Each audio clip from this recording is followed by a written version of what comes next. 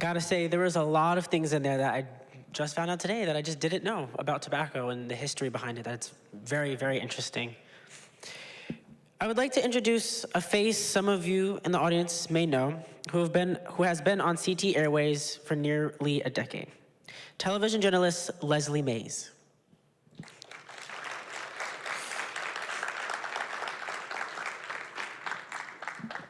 Thank you, Mr. Alec. I am so happy to be here with all of you guys today, and I'm so excited to be a part of this event. The late, great John Lewis talked about the idea of good trouble. I'm excited today about the idea of some good shade, and talking about how shade tobacco has made such a difference in the story of Connecticut. Is a story that a lot of people don't necessarily know, and we're gonna learn more about it today. So I'm excited to call up the folks who are gonna be a part of our panel today. So if they could join me as I call their names. We'll start with Dr. Jeffrey O.G. Ogbar, who is a Morehouse College alum. Clap it up. He is also the director for the Center for the Study of Popular Music at the University of Connecticut. Up next, we have Dr. Fiona Vernal, Associate Professor of History and Africana Studies, also at UConn, and Director of EPOCH, which is Engaged Public, Oral, and Community Histories. Up next, we have our filmmakers, our producers, Brian Day, who is an Associate Professor of Filmmaking at the Department of Communication, Film, and Theater at Eastern Connecticut State University. And Kristen Morgan, who is the Chair of Communication, Film, and Theater Television Department, and Professor of Theater and Performance Media at Eastern Connecticut State University. We also have Mr. June Archer, who's gonna be joining us. The gentleman who led us through this entire program and is a part of this series. I don't know how to introduce you. I didn't write anything, so I'm gonna say he's Mr. 1128. He's Mr. All Things Entertainment, Fun, all the fun things, 100 Women and Men of Color, Connecticut Native, all the things, and our host through this. And Mr. Chambers is also here, Michael Chambers Sr., who is a former cricketer, who is the co-founder of the Cricket Hall of Fame. And I did a story at the Cricket Hall of Fame, and so fun fact, I was inducted as a member of the Cricket Hall of Fame. I've never played the game in my life, but did a story and was inducted, so we are so happy to hear from you in this discussion today. So we are gonna get started in just one moment. I think, so as I take my seat, June, I think I'll start with you. We saw you guide us through this series. You were all over the place, right? North Carolina, Rhode Island, Georgia, and you did a lot. You talked to a lot of people, but I don't think we really explained like your connection to this film other than telling the story of a place that is, you know, your childhood backyard. So talk to us about how you came to be connected to stepping into the shade. Well, first of all, thank everyone for being here. Hope that you enjoyed what we put together. I was doing an artist in residence at University of Connecticut, thanks to Dr. Ogbar, and I did one at Eastern.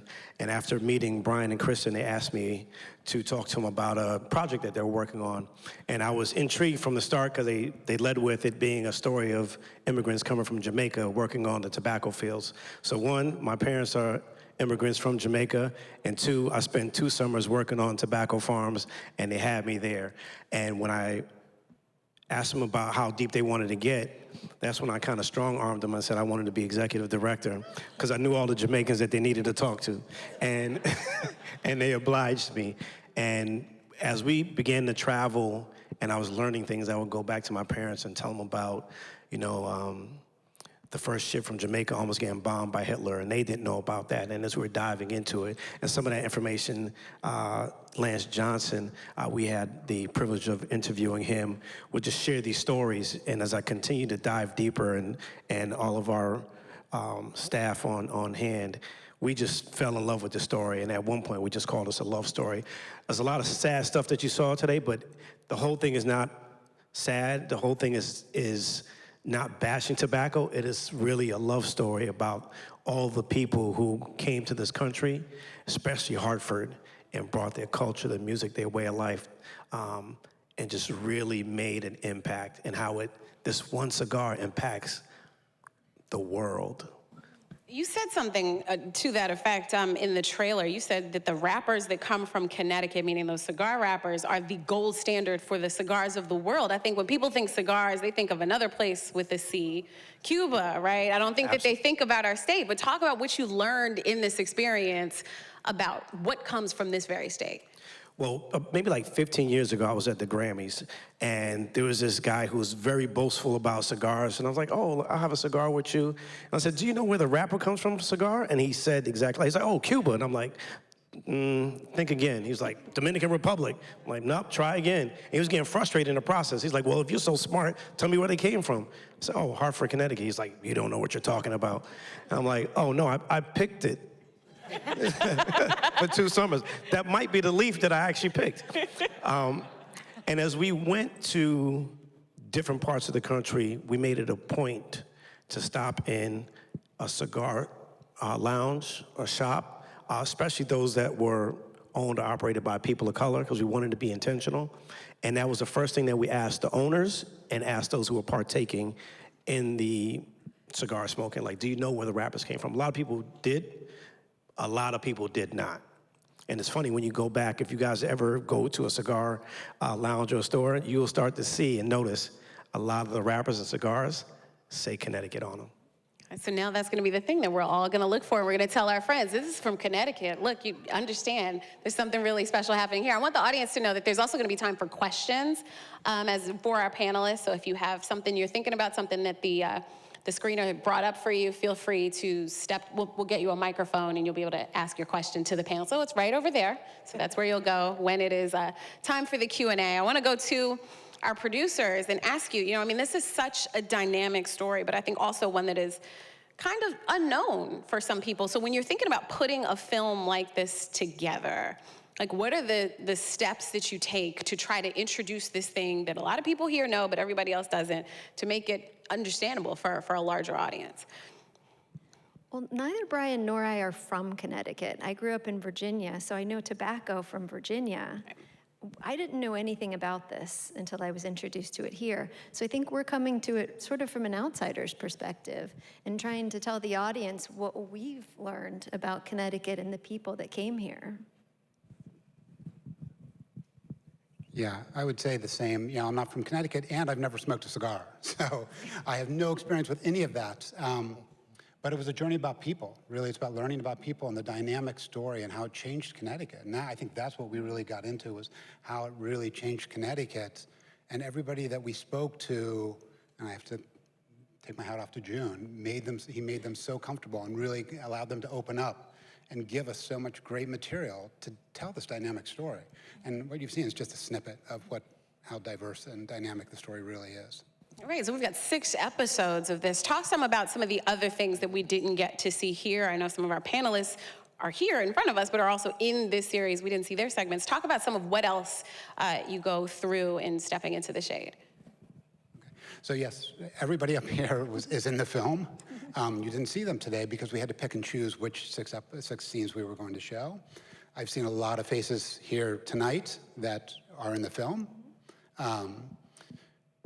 I think what you'll learn is that it's a complicated story, right? There's the economic factor of the early 1900s, that it really was a boon to the state. And then throughout all of the 1900s, really, and even in today, there's still a strong economic boon to the state. But the various labor that came and how that labor had different struggles. And part of that is a cultural struggle, part of that is a work struggle, part of that is a relocation struggle. But we've talked about this a lot, and it might be a rewriting of history, but almost everybody we talk to talks positively about their experience on the farms, even though sometimes they're sharing information that wasn't very positive. So I think that is something the audience could look for. And that's an interesting thought, the idea that there's positive to be taken out of that experience, because as you allude to, and I know you get deeper into in the series, there was also a lot of negative. So Dr. Ogbar, I wanted to talk to you. as a Morehouse alum, someone who's written an entire book about the migration of Black people to the city of Atlanta, thinking about the Black students who came from Morehouse College here to Connecticut. Dr. Martin Luther King is who most people know about, but there were so many other young Black men who came from that distinguished institution to this state to farm tobacco. Talk about what kind of the general thought is about that trip that they took, with the work that they did, that program that was in place, and how you reflect on it today. Yeah, it's a fascinating story to think that someone like Martin Luther King, who is the son of one of the most prominent ministers in Atlanta, and Ebenezer Baptist Church is a big church. It has a lot of members. He lives in a comfortable home on Auburn Avenue in Atlanta. He has a certain degree of privilege, and yet he's picking tobacco in the summertime in these really rough conditions. And you kind of wonder, like, what really is the motivation there?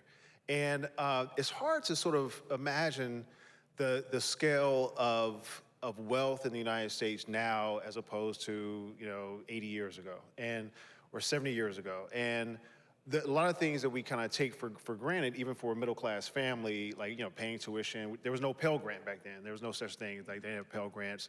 College was actually something for very privileged people, and the resources, even for a family with some degree of comfort, it made life a lot easier. And also there's the idea of, he got a chance to accelerate his maturation as a young man, right? And this idea of independence, this was something that was critical.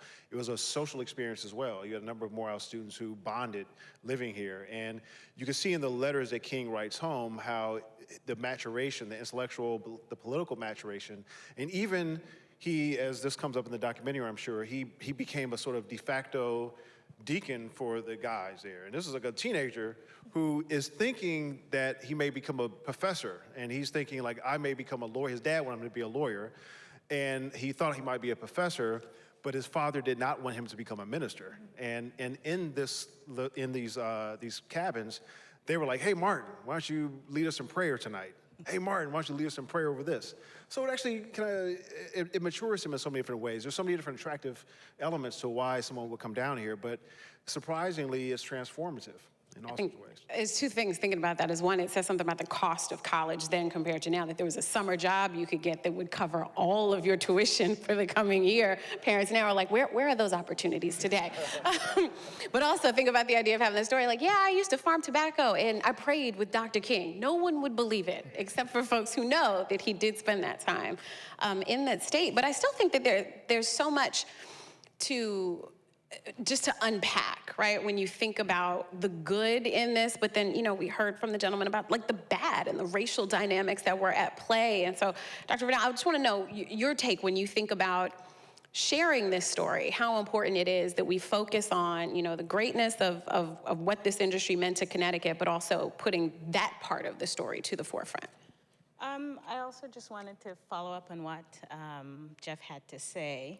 What it means for a young person like Martin Luther King, his horizon is set. This is not going to be his future. This is a seasonal job versus someone who ends up spending 30 years coming back to this kind of labor. And so I think it's really important for us to remember that there are thousands and thousands upon thousands of people who have had this experience. And what makes Connecticut so distinct is that you don't have to go very far before you bump into someone who's had a tobacco experience, right? These stories are ubiquitous. And so we have the Dr. Kings of the world. We have the young woman who's coming from Pennsylvania, who's also recruited as temporary seasonal labor. I think it's also important because if you think about the summer jobs, you're not going to go work at a mall, right? There's no retail jobs for young people to go into. And so it's very commonplace for young people to go into tobacco because you could make a decent amount of money, and it really did make a fundamental difference. But specifically to your question about what was terrible, what was bad about this, I know that we've been praising the labor and the discipline and the know-how of Jamaican workers, for example. But part of the reason why we come to depend on Jamaican workers is precisely because of how deportable they are. And that's part of the underbelly of this story, right? So on the one hand, we're holding up labor discipline expertise, but we have to understand structurally, why is it that Jamaicans predominate in this industry? And it has to do with their vulnerability in terms of immigration. On the other hand, there are these long-term relationships that farmers have with Jamaicans and other West Indian workers. They're participating in their weddings.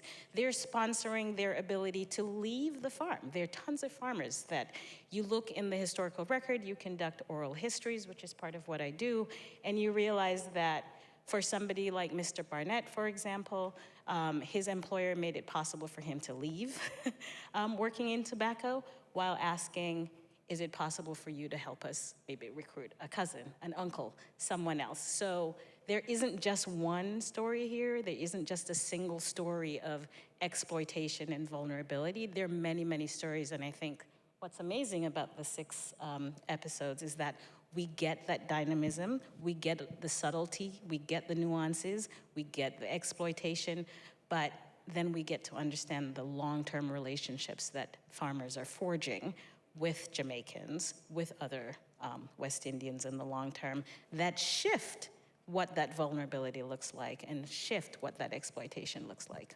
And I think that that's something that so many people just don't think about. Like, they hear that, oh, Martin Luther King, and that's where it ends, you know, and they don't recognize that piece of it that I think takes me perfectly to you, Mr. Chambers. I know that you did not farm tobacco yourself, but many of your fellow Jamaicans you watched as they came here and did just that. Talk to me about your take on that space existing for people to come here for Jamaica for an opportunity and what it's meant. Let me open up by saying, just like Mr. Clark said, it was all right. Jamaicans have a saying, no problem, man. Nothing affects us. We work around problems. So I am thankful that my son, Dr. Archer, invited me here, along with the rest of the panelists. And I was honored when you came to the Hall of Fame and you did a documentary. And as a result, I am very famous now all over the world. And my granddaughter, who is 2 years old, was watching TV when you came on and you did the interview, and she says, "There's Papa," and she was calling everybody. And she says, "Grandpa was great." And since then, I am her favorite grandpa. As a result of that, your interview, my getting close to her, she took me to Mexico for her birthday in April. So I'm thankful to my granddaughter, who is 2. But out of tobacco, I came here in 1968, running away from Jamaica because I was a very good cricketer. They selected an under-19 cricket team to play in Barbados. Lo and behold, they left me off the team. So my mother saw how distraught I was.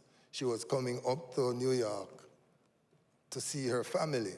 She asked me if I wanted to come, so I said yes. Came to New York, spent 2 weeks. She was coming to Hartford to look for her brother. So I ended up coming to Hartford. The following Saturday, we went to a dance that was put on by Sportsmen's Athletic Club. I fell in love with the fellas. They were all drunk that night. The next morning, the captain of the team came to my door in Kent Street, knocked on the door. I went out. I was staying with my uncle. So he said to me, "The team, half of the team, they are drunk. Can you play cricket for us today?" So I said yes, because I was a lover of the game, didn't have no clothes. So he took me to the store, bought me a shirt and a pants and a pair of sneakers. And I played that match in somebody else's name because you had to be registered to play in the game. So I got a name and I played, enjoyed it. Came back the Sunday evening and I told my mother, I am not coming back to New York with you. I am staying in Hartford, Connecticut, if my uncle and Mr. Lance over there would give me a room. I would stay with them. So I stayed in Hartford. Now, I got involved in cricket, like I said, because I was a very good cricketer. I fell in love with his father, who became my brother, and so we started playing cricket together for sportsmen. The tobacco workers would come down from the farm on weekends to play cricket. It is interesting to report today that the World Cup, the T20 Cricket World Cup, which is the largest sporting event in cricket, is coming to the US. It's going to be here in New York, in Dallas, and in Florida. All because, don't let anybody else tell you that cricket started someplace else. The cricket that you're seeing today, which will be World Cup cricket in New York, the ICC built a $35 million stadium just to play the games in New York. They're going to pull it down when the game is all over. T20 cricket in the US is as a result of the tobacco farmers who were in Windsor, came to Hartford, made Hartford home, West Indian Club, Sportsmen's Club, Progressive League, all those clubs are a result of the farmers who came here and did what they had to do. I mean, and that applause for that is like such a remarkable idea that one plant could bring sport industry money, millions and millions, hundreds of millions of dollars, billions of dollars to this state.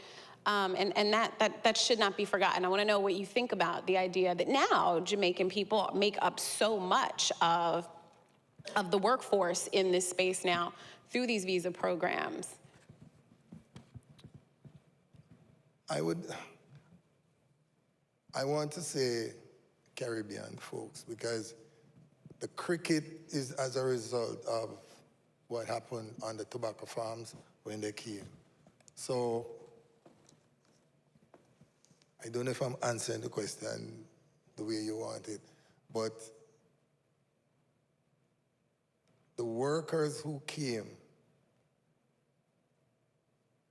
from the islands, they could return to the islands whenever they wanted to because they were so, and I'm going to use a simple word, they were so good a working force that they fell in love, the farmers fell in love with all the West Indians. So they came here to pick cotton, to pick tobacco, to cut sugar cane. But in the Hartford area, it was a trick that the Jamaicans used. You were supposed to come as a farm worker coming out of Jamaica. It actually happened this way, that the educated force in Jamaica, the teachers, some policemen, the workers, not farm workers, but those guys who used to own in their own, they took the farm work tickets. They didn't give it to the underprivileged folks. So they came. So when they came, after 2-3 years, they were able to leave the farm environment, came into Hartford, and develop what you have now as the West Indian community in Hartford.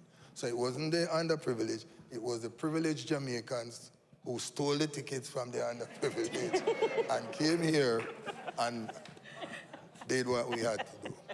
So there was opportunity there that people saw is that this could be my ticket to doing something, you know, and creating one of the largest West Indian populations in this nation. A lot of people don't realize exists, right, in Hartford, Connecticut. I just want to know, as from our entire panel, whoever would like to answer this can, you know, what is the value that we see in taking this story to a national audience, to a larger audience, to an international, with everything being digital now, everyone being able to learn about this industry and about its connection to this state? Can I say something? You know, we usually wait until an industry disappears. We wait until people are in their 90s to have conversations with them. And then we lament or romanticize them. And I think what's really important about the 6 episodes being available so that it can be disseminated is that we're gonna be able to educate Connecticut citizens about their own industry here, a homegrown industry that connects them to Southeast Asia, that connects them to Puerto Rico, that connects them to Jamaica. It connects young white women who are coming here for summer work. It connects college students. It's connecting us as colleagues and scholars.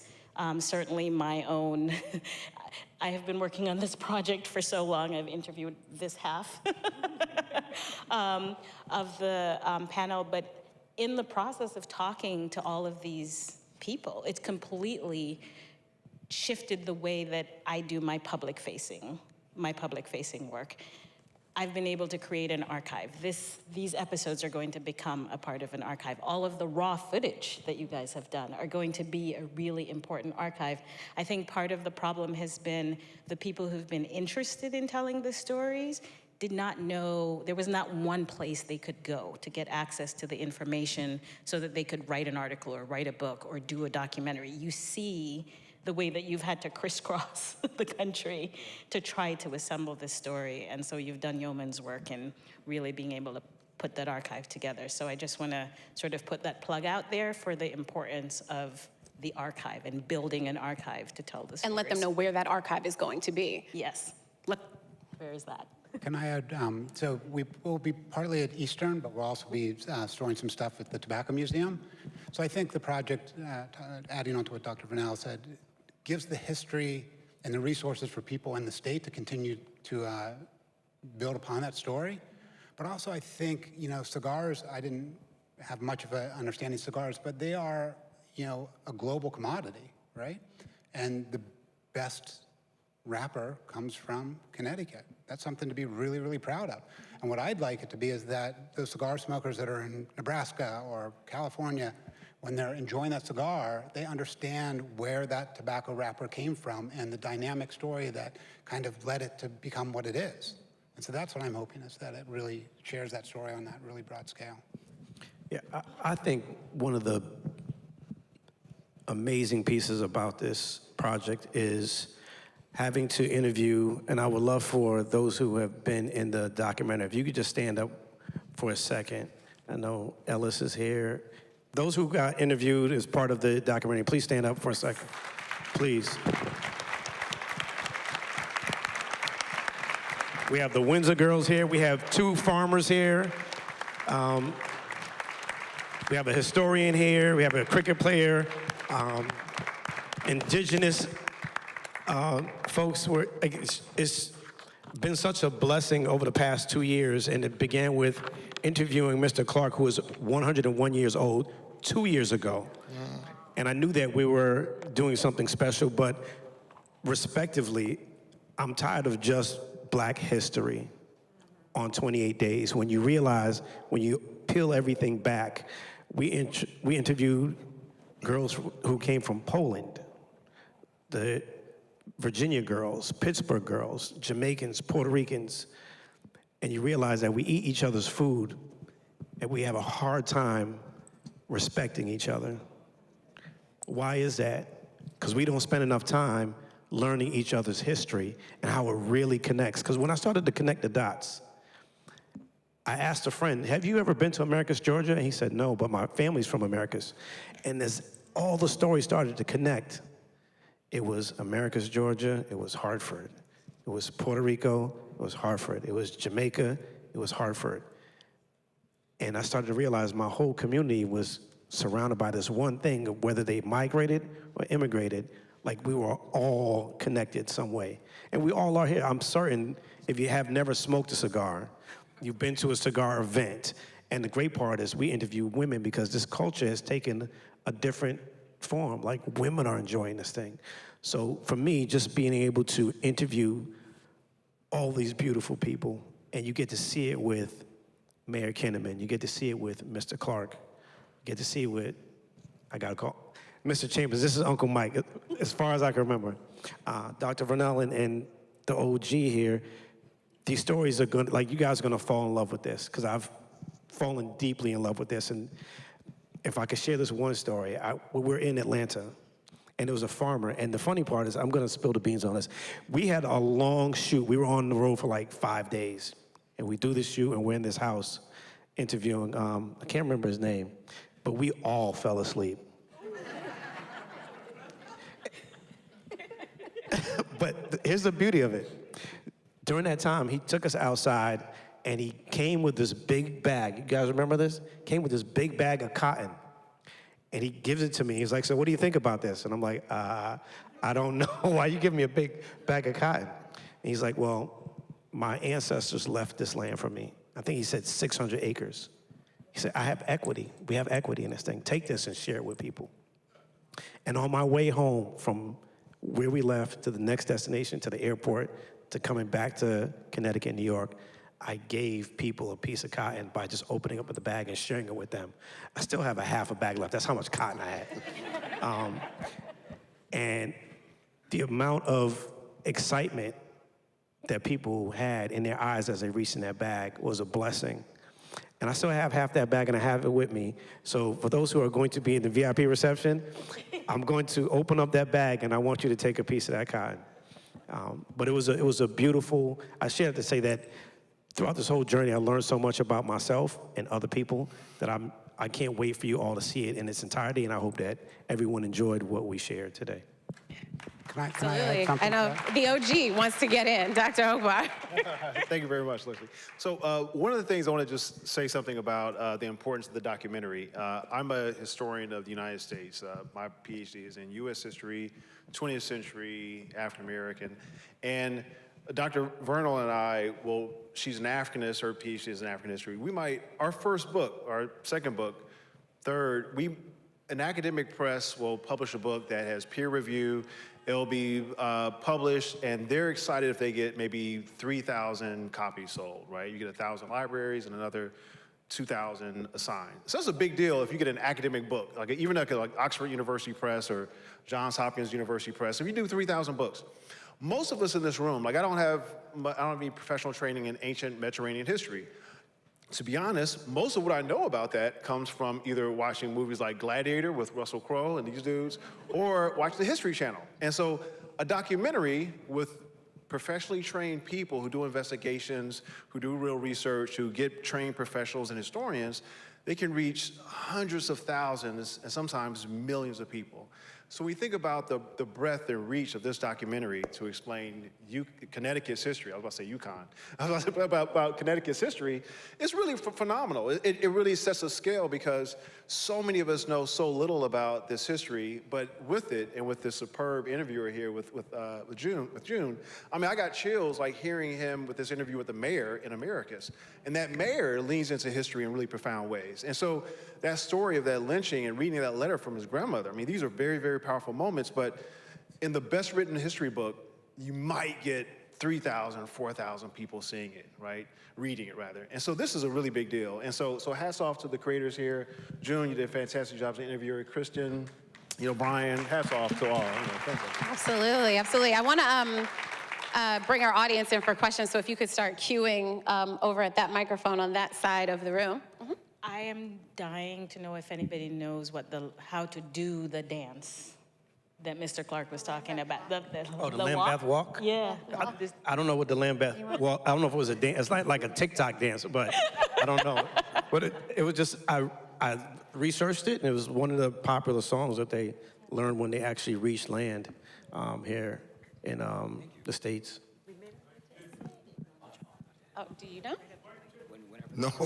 Like, Is it volunteering? You're saying you know this dance. how about Lance? Lance, do you know where the Lambeth walk came from? Because Lance is like the amazing Jamaican historian.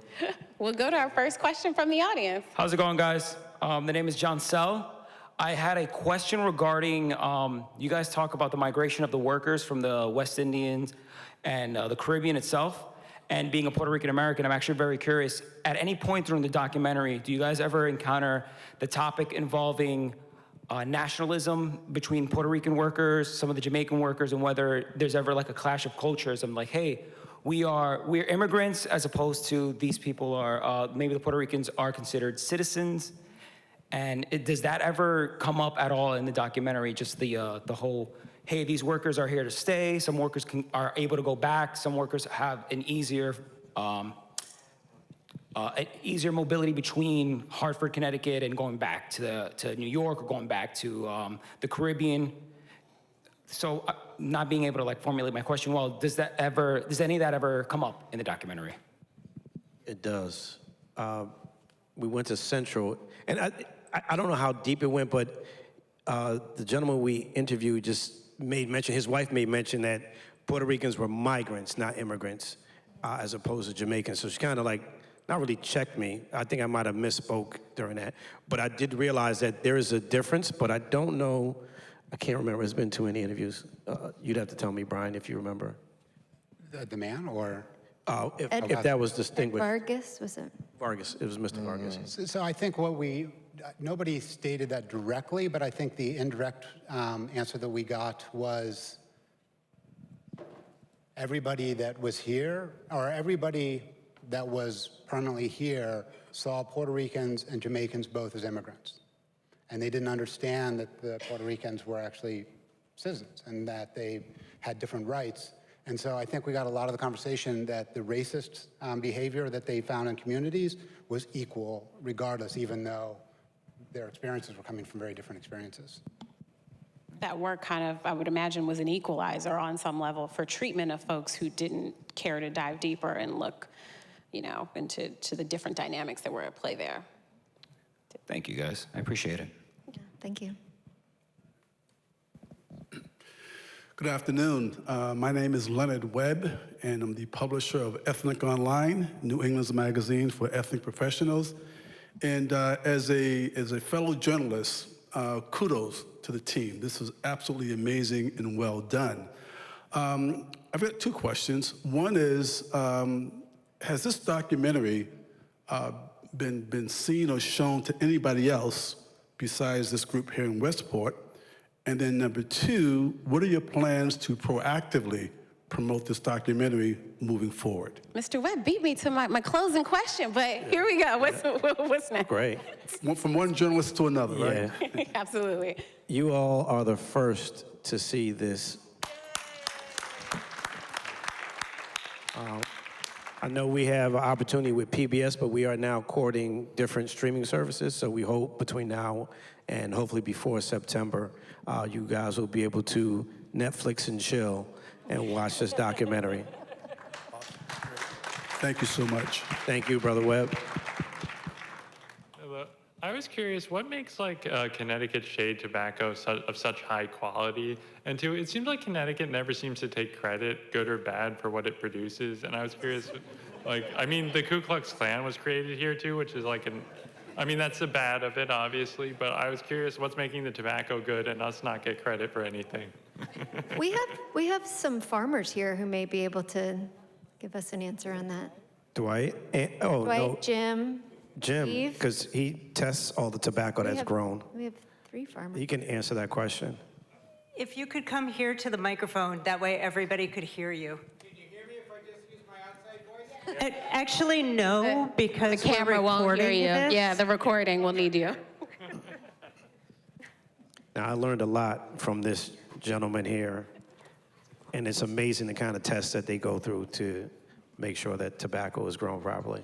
Okay, well, probably the easy answer is that tobacco's been grown here since people have been living in Connecticut. Indigenous peoples grew tobacco. European colonists was one of the first crops they grew. And in Connecticut, it morphed into a cigar type of tobacco. So we've got 400 years at least of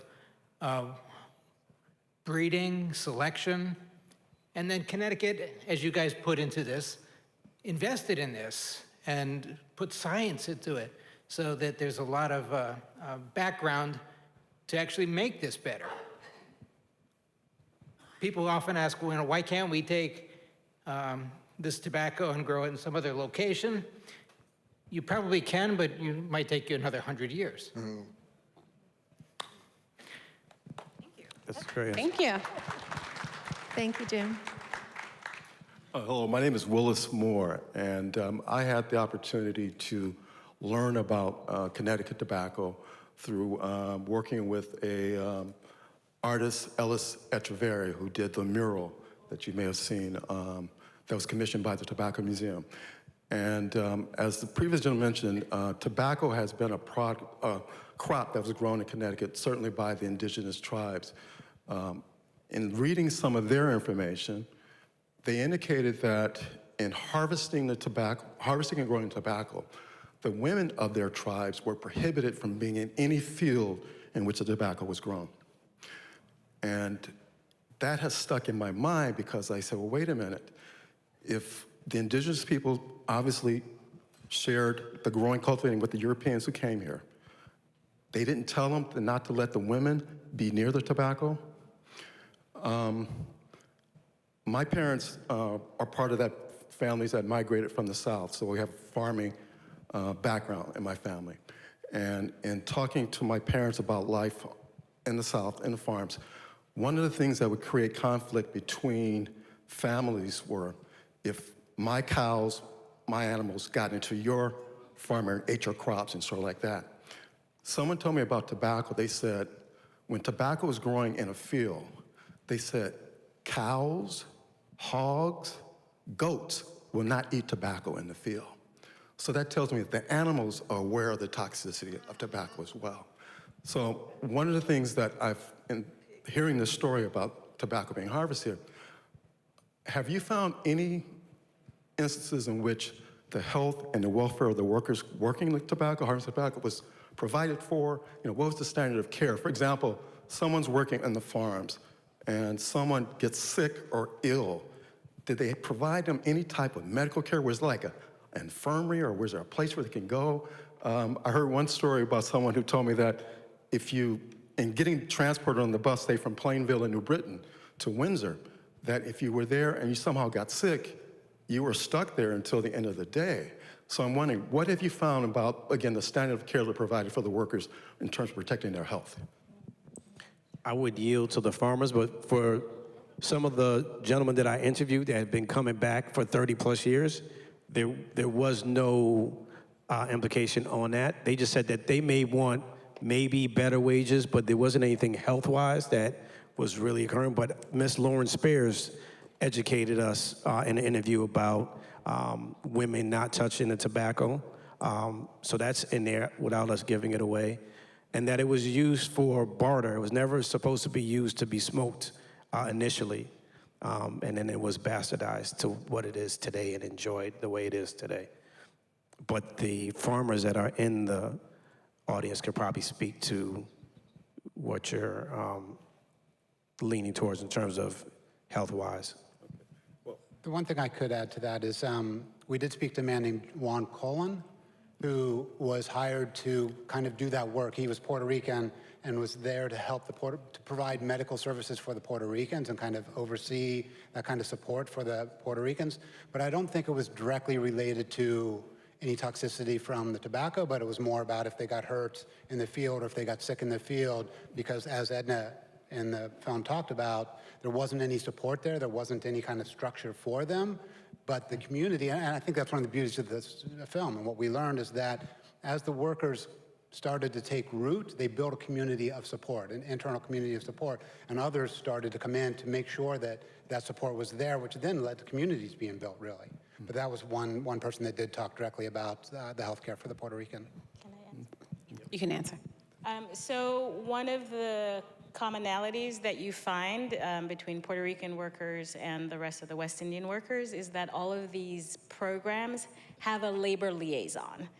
And the purpose of the labor liaison is to advocate on behalf of the workers on all kinds of issues, including accommodations, food, housing, as well as health. And if you look at contracts from the 1940s going into the 50s and then into the more contemporary period, you'll see the progressive language that's being embedded in the individual contracts about access to health care, and then eventually teaming up with like UConn Health and with the network of community health organizations so that the farm workers can get access to health care, and now like health care as we know it.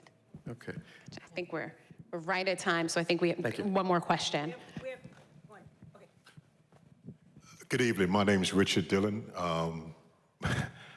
retired individual. My grandfather actually grew tobacco in Connecticut. He did 2 stints as a contract worker, one in Florida and one in Connecticut during World War II. Mr. Johnson, I think that was the name of the man in the documentary, who was from Morehouse and did some organizing. My question is this. It gets back to the relationship and the question of class and privilege, even though these young men are coming up from the South and they are college students. What was the relationship between, let's say, college students, although they were poor, they were getting educated, versus a migrant worker who's coming up from the islands and who's doing it for the family as opposed to doing it for a degree?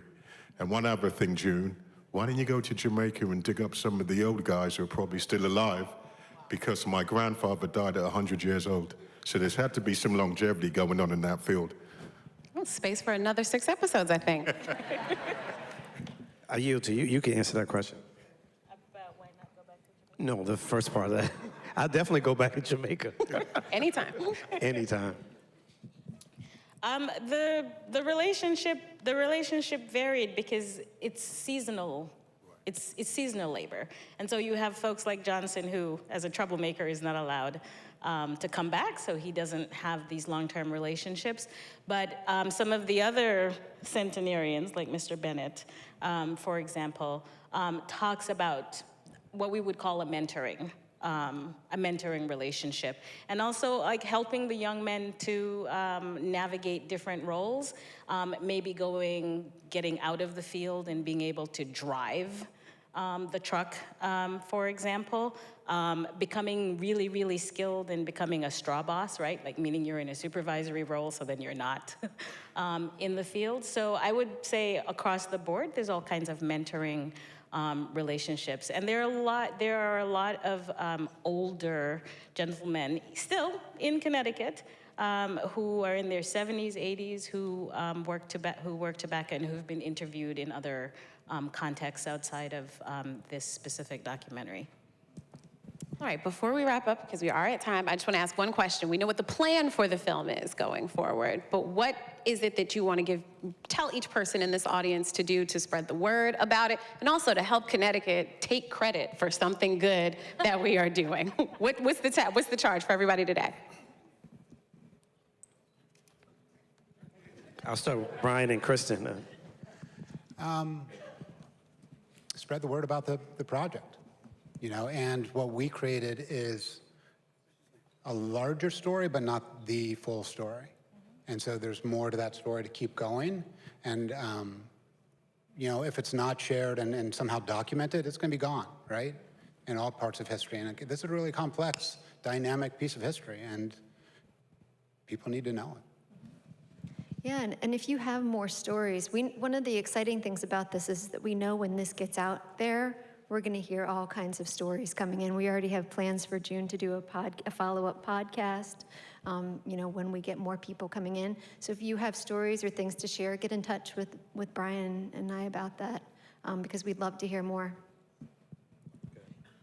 And in terms of promoting this particular story, one of the things that put Connecticut on the map, and Connecticut farmers on the map, we are a tiny state. And if you think about migrant farm work and you think about Mexican workers coming and workers in California, how is it that Connecticut is still able to hold on to that labor? That's because the shade tobacco growers teamed up with the green giants of the world, teamed up with the sugar corporations of the world in Florida, meaning small farmers in Connecticut teamed up with agricultural giants to make sure that a temporary war-related program became a permanent program that gives access to farmers to a huge swath of laborers. So in terms of promoting this about why people should care, think about where your lettuce is coming from. Think about where your blueberries are coming from. Think about the migrant farm workers now who are the ones picking all of the crops that we eat, who are laboring, sometimes mostly not in any kind of shade, and whose stories we're not telling. They're not present, and we're not talking about them. And so part of the reason why people should care about this particular story is because it's still happening, right? Folks are still coming here, and they are still providing us with our food and with our recreational crops, and that's really why this story remains important and why people should care. I'm going to say this. Share it with as many people as you can. Talk about this experience. If you're proud of it, please continue to do it. If you're not proud of it, let us know what we could add to this story, as we know that when it's picked up, we're certain we'll have to probably chop and screw a couple of things and add a few things. And we are here to continue to learn more. As you guys exit, please, not exit, but as you guys finish this portion of the evening, our vendors to the right of me are here in the capacity to give you a very immersive experience in terms of pairing a cigar with a particular whiskey. There are materials that have come directly from Jamaica from the 1940s and during the war, so please take a look at that. I want to thank all of you who were a part of this film that I had the privilege of interviewing. Ellis for making that beautiful art piece. You guys will see it again as the film rolls. But I also want to say, I want to thank our guys who filmed and had to put up with us and put up with me specifically. So if you could stand up, our director of photography, Seth, Eric, and of course, Levi. And you could Levi's very tall, so he had the boom mic in a lot of the scenes. But if it wasn't for these three gentlemen being so dedicated and traveling, as well as Kristen and Brian for allowing me to be the best version of myself during this process for 2 years, thank you all for making this happen, and those who were interviewed by me, and all of you who made it here tonight, thank you so very much. And those who were part of the film, there's a poster in the VIP where you'll be at. We want everyone to sign it because Westport Library is going to put it up on display here so that piece will live in here hopefully forever. Love it. Tell everybody about it. The best rappers are from Connecticut. Thank you. Have a good night. Hashtag stepping into the shade. Hashtag stepping into the shade. And also thank you, Ms. Leslie Mays Lowe, for making this evening special. Please give it up for her.